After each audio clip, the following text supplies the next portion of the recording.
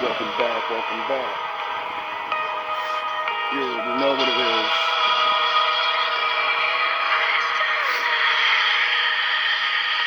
GMB, we up.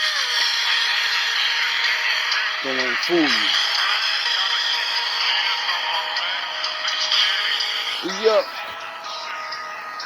Let's jump into this little dozy. Sound the horns.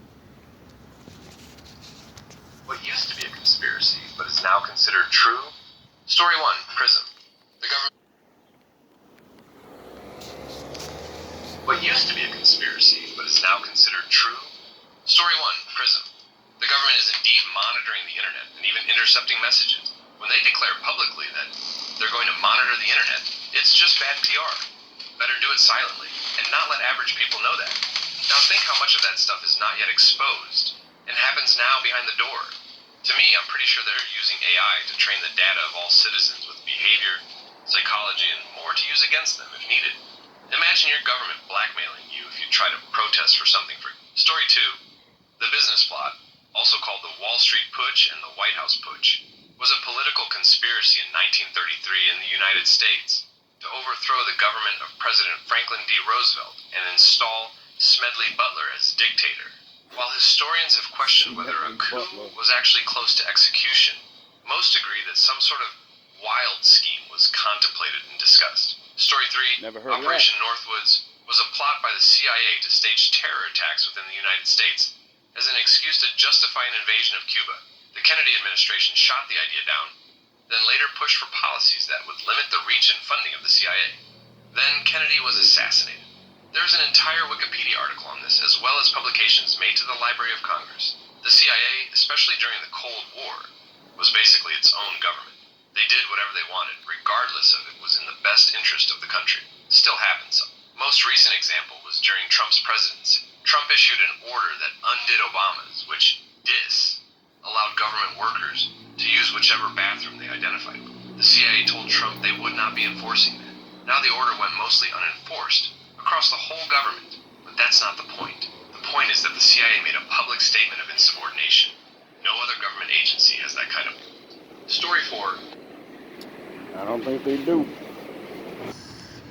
Number stations. When they uncovered a couple of deep cover Russian agents in Cambridge, MA, they found they were communicating with Moscow via number stations on shortwave radio, writing down codes in invisible ink. Blew my mind. It was never a conspiracy or hidden. Like anyone and everyone can listen to them. There is no way to hide them. All powerful countries use them. The codes are impossible to break, and if you do, the key and who has the key and what is being transmitted changes like every day with no way to figure it out. Even if you have a spy or the messages in older keys, the stations are far away, have a long range, and are cheap to run. We use numbers. Russia uses numbers. UK uses numbers. Story 5, Conspiracies. It's even interesting how you use the word in the title. Conspiracies are real things that are happening all the time and are currently playing a huge part in American politics. The term conspiracy theory was coined to make people dismissive of anyone pointing out conspiracies that aren't widely known yet. This only works in favor of conspirators since they can operate slightly above the radar and still have people unwilling to accept that it's really happening. This is a silly response from people that believe wild conspiracies even after they've been debunked. 9/11 was a conspiracy by the guys that flew the planes into the World Trade Center and their handlers, not by people that planted explosives in the buildings. People who think the second are said to be conspiracy theorists. Advanced airplanes being created in secrecy was a conspiracy by the armed forces. The people who say it's based on aliens are said to be conspiracy theorists. China trying to hide numbers was a conspiracy by the Chinese government. The idea that the virus was planned and released as a weapon is a conspiracy theory. One thing that is 100% true is that if you buy into one unproven wild conspiracy theory, you probably believe in many. So flat earthers think COVID was planned and that we never went to the moon. Story 6, no mention of the post offices here in the UK. Hundreds convicted, families and careers destroyed, all because of dodgy computers that were known to be dodgy for years, but it was all covered up by the post office. Used to work at Fujitsu, the guys who made the Horizon system. Different branch, but still. I would not be surprised that they knew it was deeply flawed even before it was deployed and covered it up. Bucks County beer is unique because the brewers behind the beer make it that way. There's so...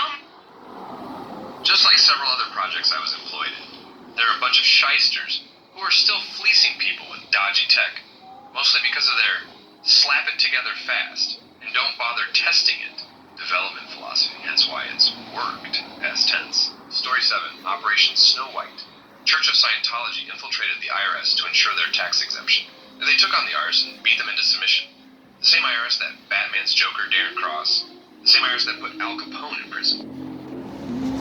I never heard of that. Now, I heard of Scientology and how much power they be having. But that was supposedly, a little bit... They supposedly put Hollywood on smash a long time ago. And I always was like, wait up. How the fuck something like that even could happen? Like, how you go up to where all the famous people are, sound the horns, they all rich, they got security, and I'm like, how you going like force people to be down? And then I realized they was doing exactly what old fucking tricks are. Use people's sin against them. It's all it ever takes. Because when you're in the public eye, pretending you're not a sinner is what keeps your ass there. And all it takes is for one thing to get heard, and then everybody doesn't like you no more. So I said, oh, that's how they got up in there. Scientology infiltrated them and sued individual employees until the IRS waved a white flag and capitulated to them. The popularization of the internet has pretty much broken the power of the Church of Scientology. They got really good at infiltrating and manipulating real-world organizations, but their techniques were completely unsuited to the virtual world. Nowadays, they focus their efforts on controlling people who are already members, rather than trying to control the outside world. If you publicly talked about Xenu back in 1985, then a number of nasty things might happen to you. Nowadays, you can put on a shiny suit, alien mask, and stand outside the Scientology Celebrity Center in Los Angeles, reading OT3 out through a megaphone, and the worst thing that will happen is a few men in black suits will come out and glare at you. Story 8, Rogue Waves turned out to be real, and not just a scary sea story. I have seen a couple. Was transiting from shore, a small chain of islands, part of an atoll, back to my ship, open ocean to my port side, went all the way to the east coast of Africa and south to Antarctica, a giant lagoon to starboard. A long, low swell, 0.75 meter, coming from the west-southwest, busting along at 30-odd knots in about 70 meters of water, when a swell just stood up on my port side out of nowhere. My boat was 8.9 meters long, and this swell was about 8 or 9 meters high. I cracked bricks, threw the helm to port, and firewalled the throttles. As I reached the crest, which had started to break, I pulled my buckets back, jet boat, to slow down, but mistimed it and still got a bit of air. A 7-ton boat hits hard. I thought that was it, but there was another smaller one behind it, so I still had the revs on to pick up speed and climb it. Timed that one better, LOL. Man, I could not understand where they had come from, and they stood up so bloody fast. 1 minute a low swell, then bang, there they were. They exist, and it is true that they do come out of nowhere. Story 9, it's kind of niche, but in Iraq and Afghanistan, we were being made to take anti-malarial drugs. The thing was that different units didn't have to, while others were, and the kind of taken was different. We took ours once a week, and we referred to it as Psycho Tuesday, because after taking the people would become irritable, aggressive, and angry. There would be fist fights over stupid crap, and people would have really weird nightmares, walk through the habitation unit, and people would be talking in their sleep or sleepwalking. We were told this was due to combat fatigue, but it turns out we were part of an experiment. Some units had been issued uniforms treated in a long-term mosquito repellent, while others were given various anti-malarial. They wanted to see which measures were most effective. Now, I keep saying, a lot of things are discovered because people are trying to make things, and then they accidentally make something else trying to make something else. So they're trying to make fucking bug spray repellent, and they found out how to make crazy juice. Make people fight for no reason juice. Mental disturbances we experience were a side of the particular anti-malarial we had been given. People suffered hearing loss, liver damage, and long-term mental effects. These side effects are similar enough to issues created by PTSD and traumatic brain injury from blast exposure that most affected don't realize their health issues are from an involuntary drug trial. The US has stopped issuing that malaria drug, but yeah. Story 10. The descendant organizations that built and owned the Titanic denied it, broke in half while sinking, until the wreck was found in 2 pieces. I have no idea why. None of the original engineers or proprietors are still around. But as recently as the late 1970s and early 80s, survivors who said it broke were dismissed as suffering from delusions brought on by hyperthermia. Despite no direct involvement, the contemporary lineage of White Star, Harland, and Wolf were adamant there was absolutely no way it could have broken the way it did. Then Ballard found it, and the denial never spoke of it again. Part of the reason nobody believed the survivors is because it would not have been crystal clear on the night of the sinking, and there were some mixed reports because of the poor visibility, and how a survivor already in a lifeboat may have seen it versus one in the water. What we see in the Cameron film is lit up well for cinema. In reality, while the water and weather were otherwise calm, they were mostly looking at an enormous silhouette against a dark sky, in the middle of the ocean with no other light source. The ship lights did remain on for a long time, but not the last few minutes or so, where the confusion was. Combined with screaming and the cacophony coming from the ship itself, the debris floating around, things and people falling off of it, etc. Some people could very clearly see a ship breaking in half, and others couldn't figure out their ass from their elbow. Story 11, Gulf War Syndrome, which I believe is now attributed to the burn pits near where troops were stationed. One of my best friends was deployed over there 3 times. It messed up him up so badly. He's 34 years old and has the health of an 80-year-old. This is a career-bound Marine who actively worked out every day and had a 3% body fat on his worst days. Now his blood pressure is at stroke levels. He has 60% lung capacity and can't do anything more than a small walk around the block. They really screwed over our vets, but we shouldn't be surprised. They denied Agent Orange had anything to do with our non-vets' declining health. Story 12. Atari dumped a bunch of unsold games into a landfill in New Mexico. Even former employees of Atari constantly denied it, but it was actually revealed to be true around 2014. Even former employees of Atari constantly denied it, doubtful. The whole thing was documented, and the landfill had receipts of what was being buried. There were news articles too. For some reason, the internet decided to collectively claim the story as an urban legend in, say, the mid-2000s. I feel like I definitely witnessed this going from a fun fact in the early 2000s to creepy conspiracy theory in the early 2010s. It's like a really weird game of telephone, and the weird decision to turn it into an urban legend is utterly baffling. It would be like if one day people decided that Ronald McDonald was just an urban legend, just so a bunch of clickbait nerd news sites could write articles exposing the conspiracy when someone finds a Ronald McDonald mug at Goodwill. Story 13. The sugar industry painted fat as the culprit behind all heart disease and obesity.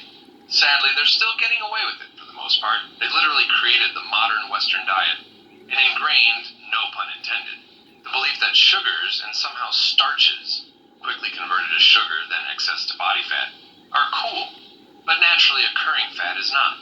Anyone seen the food pyramid many generations grew up learning? Story 14. Car companies buying and dismantling tram companies. Still happening to this day in many countries. It's why public transit system should always be owned by the government. In our country during a particularly awful government, our mass transit government companies were sold off to whoever the hell wanted to bid on them, and they ran everything to the ground. It took a decade to buy the company back and restore it to a working order. And even now, a lot of places still don't have trains running through them anymore. And of course, our current president wants to sell the company again because we've learned nothing about privatization as a country. He also thinks monopolies are good, and that the market shouldn't have any laws put on it. Story 15. The fact that Japanese citizens had disappeared because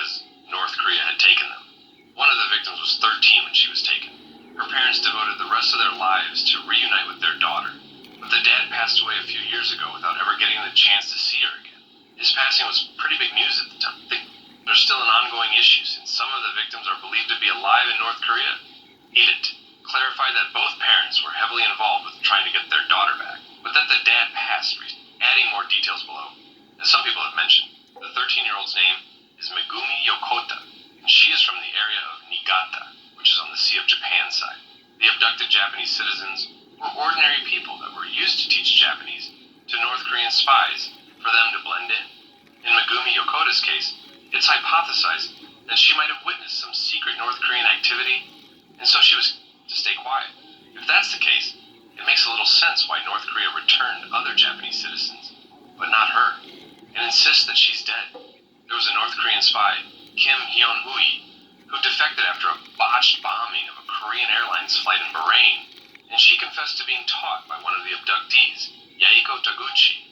Taguchi was a single mom of a 3- and 1-year-old who was after dropping her kids off at a daycare. She was 22 years old.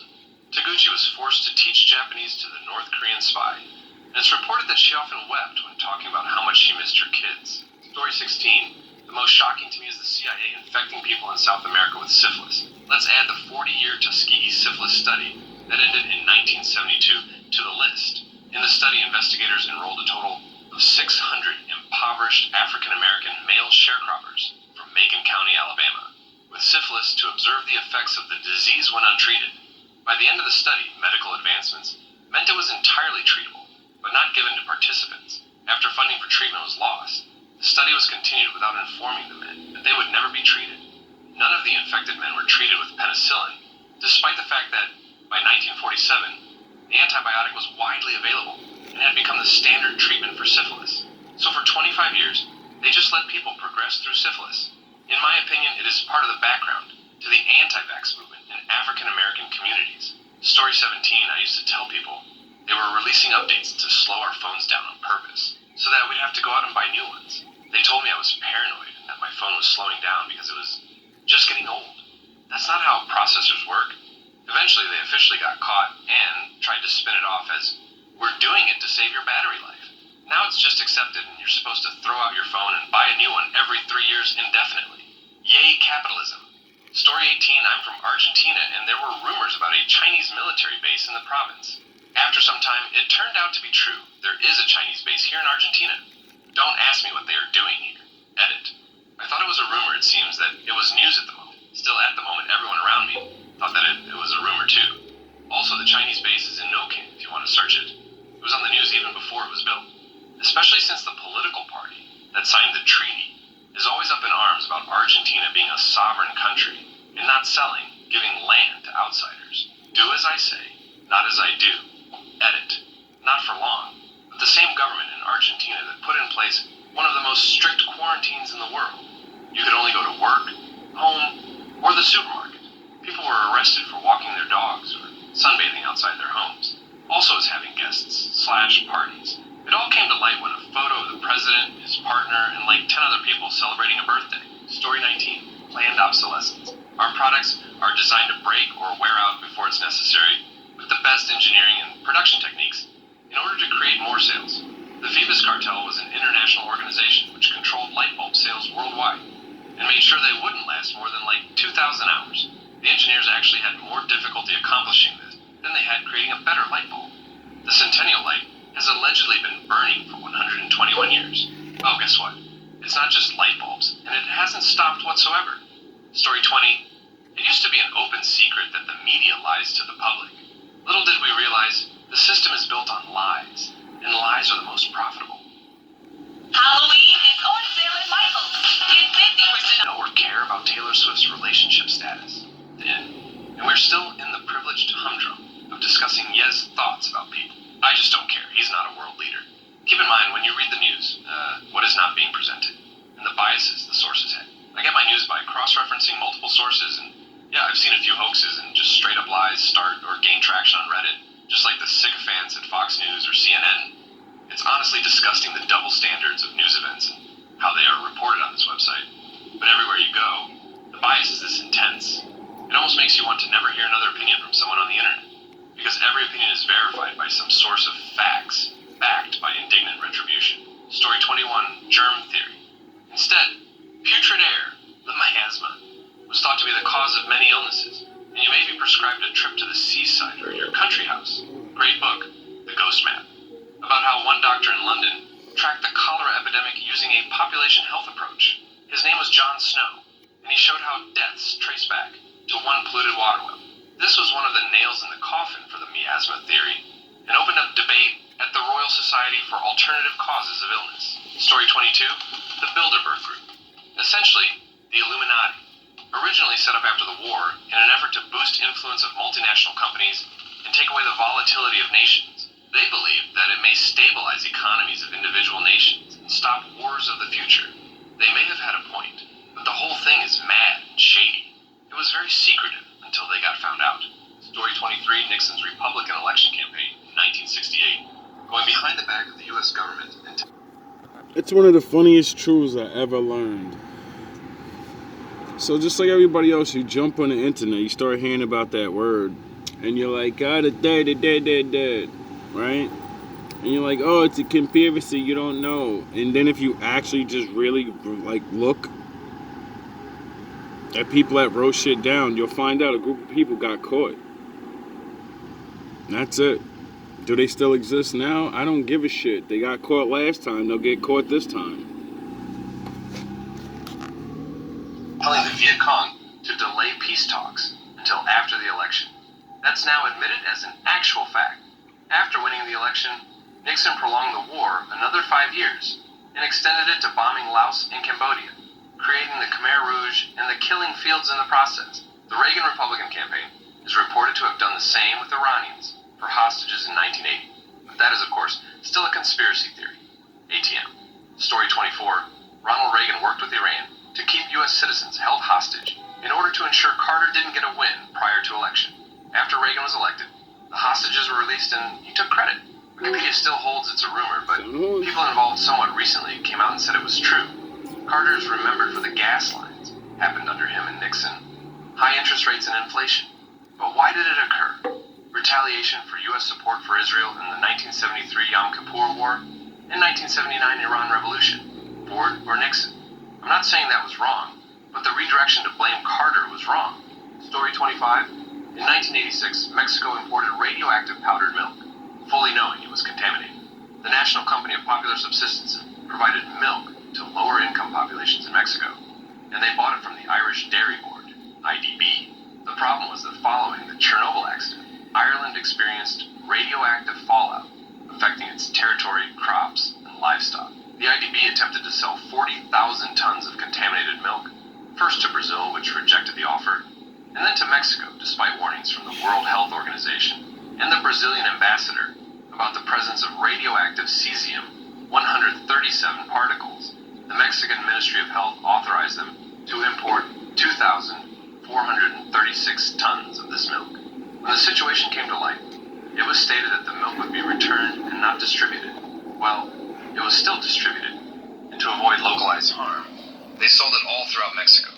Despite warnings and confirmation of the milk's radioactivity levels by the National Institute of Nuclear Research and the National Commission for Nuclear Safety and Safeguard, Konosupo proceeded with its plans because the milk was cheap, and they feared commercial repercussions.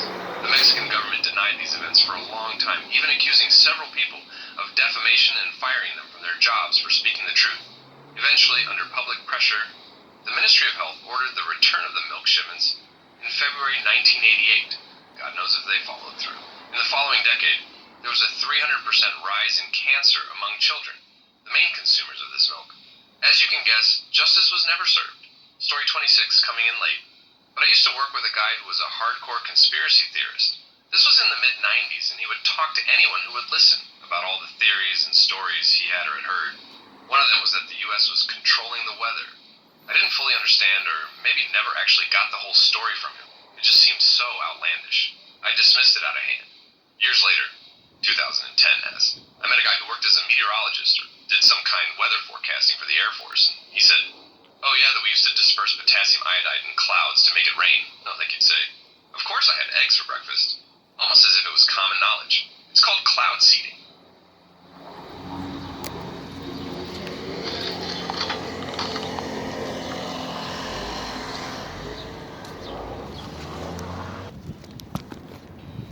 What I wish I knew about Samael would have changed everything. In the labyrinth of demonology, Samael stands as an enigmatic figure. Known as the venom of God and the angel of death, Samael isn't just any demon. From a Luciferian perspective, Samael embodies the duality of creation and destruction. He's a force of balance and necessary chaos. Unlike the typical portrayal of evil, Samael's role is far more complex.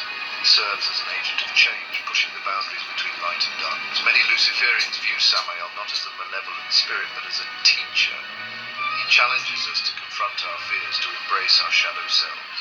Through this confrontation, we find enlightenment. Samael's influence stretches across various mythologies and religious texts.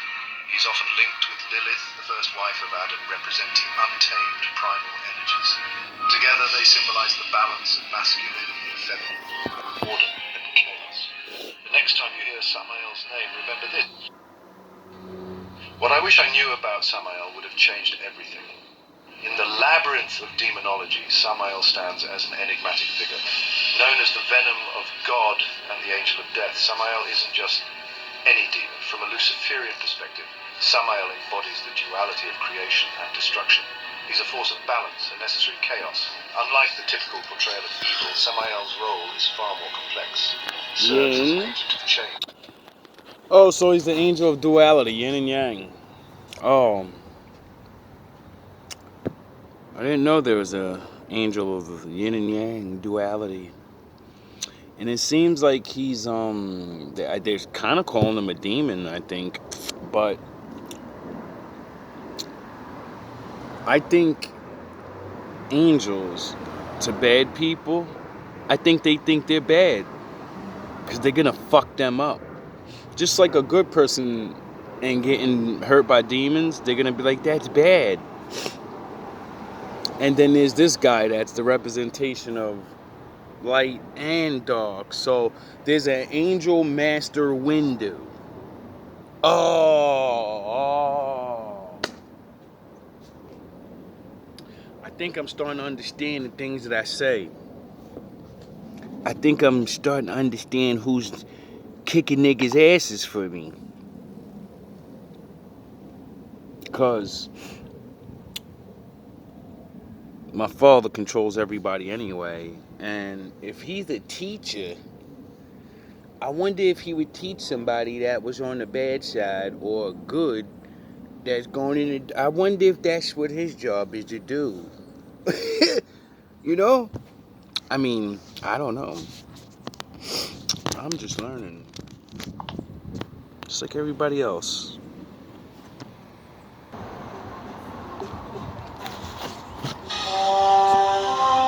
There is no dark side, nor a light side. There is only the Force. I will do what I must to keep the balance. The balance is what keeps me together. There is no good without evil, but evil must not be allowed to flourish. There is passion, yet emotion. Serenity, yet peace. Chaos, yet order.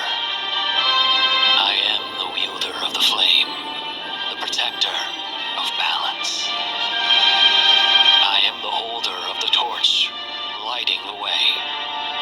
I am the keeper of the flame, soldier of balance. I am the guardian of balance. I am a gray Jedi. I wonder if that's why I keep playing this. Because Samael is saying, stop fucking with my little nigga. Before I fuck one of you little niggas up. Stop thinking because he's the way he is. Or whatever you think. Because, you know, if he's dark and light, I think he can get busy. And I keep saying my father's gonna have his way with you. And unbeknownst to a lot of you dumbasses, sound the horns. See, the bad guys get it. They're just not used to it. There was a time when we used to do this shit to them all the time, you know? Call our daddies, our powers, and then they beat everybody's fucking head in. to call on somebody else. And shit seems to not get done. You know? So, I don't know. Hopefully, things just keep going and I keep figuring out what the fuck is going on, because every time I think it's one thing, I learn something new. And then I'm like, alright, well, back to ground zero again. All love, all praise to the Most High.